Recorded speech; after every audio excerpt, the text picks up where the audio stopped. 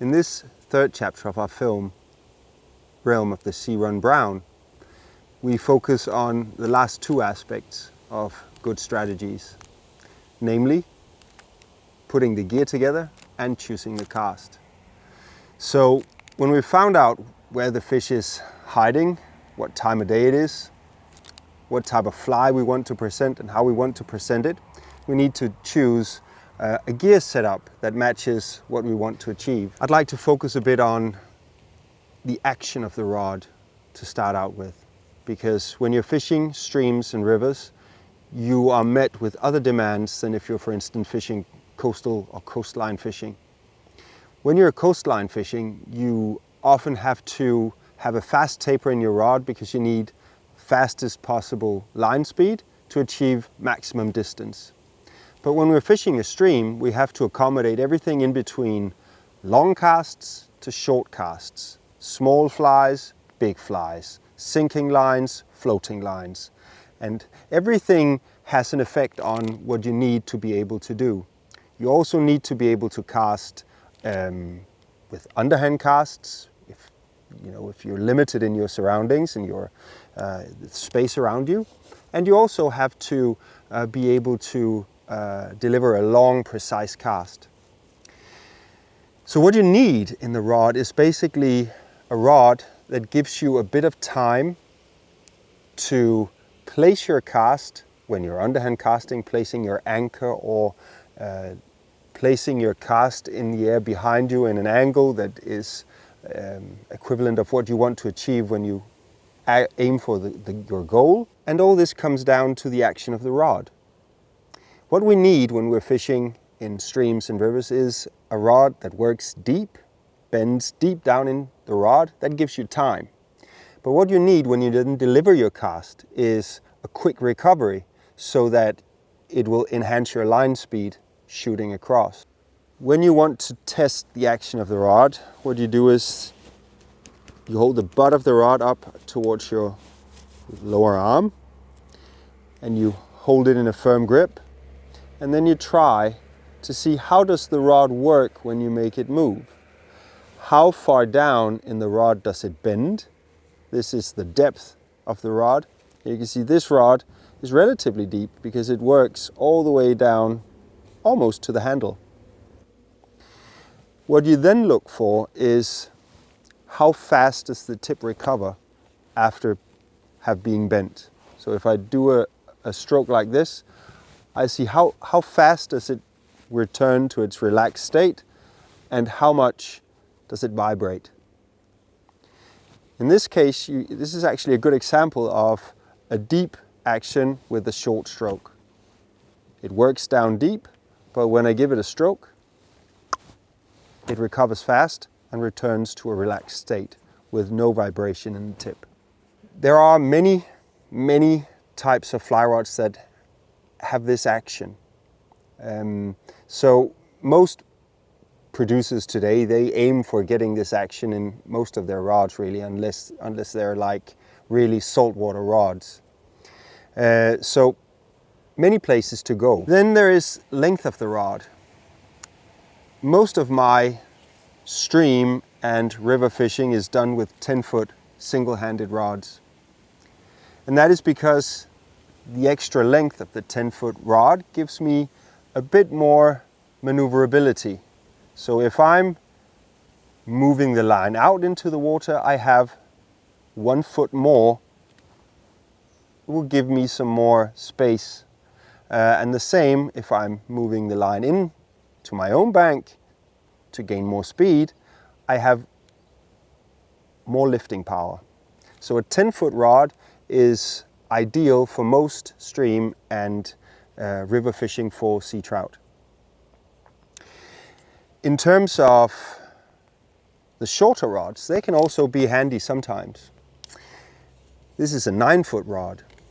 A 9-foot rod can be really helpful if you're fishing, in areas where you're restricted in your movements, if you have trees around you.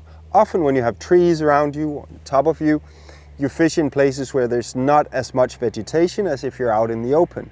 So the 9-foot rod is actually okay. And you don't have 1 foot more that can tangle up in the trees. Also, of course, if you're fishing really small streams, the 9-foot rod is the best choice. In terms of class and line weight, I really enjoy fishing lighter types of rods. So this is a 9-foot 5 weight. This is a go-to rod in very much of my fishing when I'm doing surface fishing, dry flies, nymphs, and smaller rivers. And now this particular rod is actually a 10-foot 7 weight, but I also have a 10-foot 5 weight, which I also really enjoy using for sea trout fishing, and I use it in most of my fishing. If I'm fishing really big flies, I choose a 10-foot 6 or 7 weight.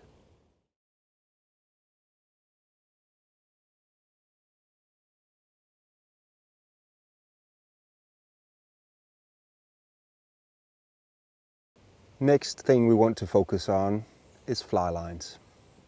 And believe me, the fly line market has become a jungle. It's very hard to maneuver and find out what you actually want and need. So first off, we need to talk a bit about the length of the belly. When you choose a fly line for stream and river fishing, I prefer shorter bellied fly lines. A good belly is around from 6.5 meters to 7.5, 8 meters. The reason why I really like short belly tapered fly lines is because they're versatile and flexible. I can cast in places where I don't have much space, and I can also make a delivery on a relatively long distance. Nowadays it has become very popular to do what is called delta spay tapered lines. It means that you have a triangle taper of the line. You push the weight back into the line so it's close to the tip of the rod, and they are especially popular for spay casting. Some call it Scandinavian tapered, but the first were called delta spay tapers. Now, I really don't like these fly lines for sea trout fishing in rivers and streams. The reason has to do with two things. First, when you have all the weight placed in the back of the fly line, if you only have a short amount of line outside the tip of your rod, it's difficult to feel the load in the rod. The second reason is that if you have all the line out, then the shape of the loop becomes more like a V shape, and there's a tendency that the underline will fall in the cast, so it shoots out like this, and it stalls the line, and it becomes difficult to turn over a large fly. So I'm not a fan of delta tapered fly lines. What I particularly like are lines that has still a short belly, but where you have a relatively level taper of most of the line, a steep front taper and a small back taper. These lines fly more parallel in the air when you shoot them across. So it gives you more control in your cast, and it has better delivery, especially of larger, bigger flies. When you're looking at the line market today, it's very difficult actually to find these lines. You have Scientific Anglers SBT, their short belly taper is actually a relatively good line. However, it's really light, so you need to go up a few classes. So if you're casting, for instance, a 5 weight rod, you need a 7 weight actually, because they're so light. Rio has created the dart line. If you take the original one, the first version, it's actually really good. The second version they've made are delta spay tapered, so I would not prefer those. Vision has got some called Vibe 8.5. They're also okay. They have a bit longer front taper than what I really enjoy, but they're okay. So in fact, the perfect fly line for this type of fishing has not been developed yet. When we choose fly lines, we also need to talk a bit about density. Density could be floating, it could be intermediate, it could be a sinking line, or a partly sinking line and a floating line. In my gear setup, I have three lines that I really enjoy fishing with. I have a floating line. I use that for surface strategies, nighttime and daytime, and if it's relatively low water. Then I have a fly line that is a float sink 3, whereas the 3 meters, the tip 3 meters are a sink 3 and the rest is floating. It gives you a line that hangs down a bit in the water and you can maneuver easily with the floating part of the fly line. And then I also enjoy sinking lines, entire sinking lines. These are effective tools for daytime fishing when you need to get down deep, which we've talked about earlier on. This is a sink 3 and a sink 5 could also be really, really good. Lastly, when we're talking about fly lines, we also need to talk about weight. Because today, if you buy a fly line that is a 7 weight, it can weigh anything from 14 grams to 18 grams. My system is so that if I have a 4 weight fly rod, I choose a 10 gram belly of the fly line. If I have a 5 weight fly rod, I use 12 grams on the belly. A 6 weight, 14 grams. A 7 weight, 16 grams. And if I have an 8 weight, 18 grams. Now, this can be discussed and debated. These work really well for me because they are a perfect combination between delicacy and precision. The last thing I want to focus on is leaders. Generally, I prefer tapered leaders. They can be made in monofilament or fluorocarbon. What I enjoy about these is that they are easy to use. You just have a loop in the end and then you attach it to the loop in the fly line. They're relatively light and they don't disturb the water that much when they land and one important thing if we're talking about monofilament leaders or fluorocarbon leaders against, for instance, poly leaders, is that a poly leader is relatively stiff and dead in the water. It's fine when it moves across, but when it comes into your own side, it lies more heavy in the water, it becomes more dense, and you don't have the same movement in your fly. The monofilament leaders, in my opinion, are better, even when you're fishing sinking lines. So I always, on my single-handed rods, use, and on my double-handed rods as well, use monofilament leaders or fluorocarbon. You can get them in different lengths. What I like is to use the 9-foot leaders because it's equivalent of the length of a single-handed rod in 9 foot. You can tie in a small tip, whereas if you're fishing with small flies, like for instance a smaller doubled hooked fly, you lengthen the leader. So I would be using, for this type of fly, I would be using 1.5 rod length leader material. But if I have to cast one of these really, really big flies with a heavy foam head, I will not be using 1.5 rod length of leader material. I'll be using a rod length because then I can turn over the fly. This also has something to do with choice of diameter in your leader. A very thin leader is excellent for small flies, whereas if you have a very thick leader, it's easier for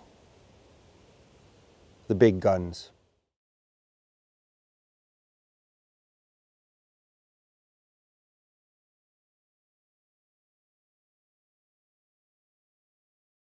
In tip, I use different types of, this is a fluorocarbon, but it could also be simple monofilament.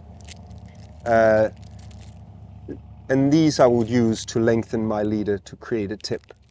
So if you've got a wallet of different tip material and a few leaders, a rod that matches the conditions where you're fishing and some fly lines that match the fly rod, then you're set to go.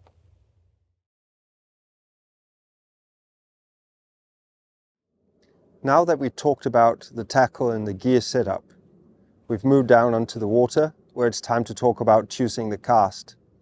Now, the physical conditions around you around you or when you're at the fishing spot always determines the possibilities of your cast. And remember that we also have to put into our cast the type of presentation we want. Do we want the fly to come down, or do we want it to move across in the surface, or do we want to cast upstream or downstream or across? So the physical realities always determine our casting possibilities. This location is a place where I have loads of space around me and in behind me, so an overhead cast would be really good. Furthermore, I have some huge vegetation going out far out into the river. So this makes underhand casting really hard on a location like this. Earlier on, when we were talking about presentation, we talked about getting the fly down deep or let it come across with speed on the surface. If I need to build this into my cast, there are two choices I need to do. If I want the fly to come down, I choose to do what is called a reach cast. Now, remember, we're fishing a stream, so that there is a current that drags the line into my own bank. So I need to pick the line up, angle it in the air behind me so it's ready to go in the direction I want. Do my back cast, I cast forward, then I stop in my front stop position. When I stop, I then move my rod upstream and back in again. This creates an arc on your line that gives it time to sink. We call this a reach cast. If, on the other hand, I want it to come across quickly on top of the surface, or if I want it to move across with speed, then I choose to do a different type of cast. Still, I start out by having my rod tip close to the water. I raise, I do the same type of angling, and then when I go forward, I stop the rod. But in this position, instead of going upstream, I go downstream. I bring the rod tip down close to the water and close to my own bank. Then I create a downstream, not an arc, but a downstream angle where the current will quickly grab hold of the line and start moving the fly. And then I can use my rod to quicken the pace of the fly across the stream. So these are the two choices I need to do if I'm fishing flies that I want to swing across using an overhead cast in a place like this. Sometimes you find yourself in a situation where you can't throw the line up behind you because of trees or obstacles. In this case, you have only one choice. It's the underhand or spey cast. Now, just to show you the basics in the underhand cast, imagine that we have a stream where the current is running that way. The line is on the dangle close to our own side. We then raise the rod to get some line off the water. We then start to circle with our body first, and then we close the angle to the back cast, making sure that the rod tip moves straight and then up.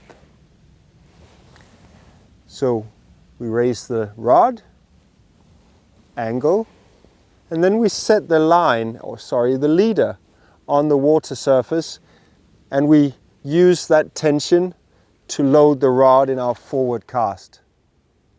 So we raise, we circle, back cast, our front stop, and then we've made an underhand cast. This is basically the movements in it. Remember that you can also in an underhand cast put in an upstream mend or a downstream mend.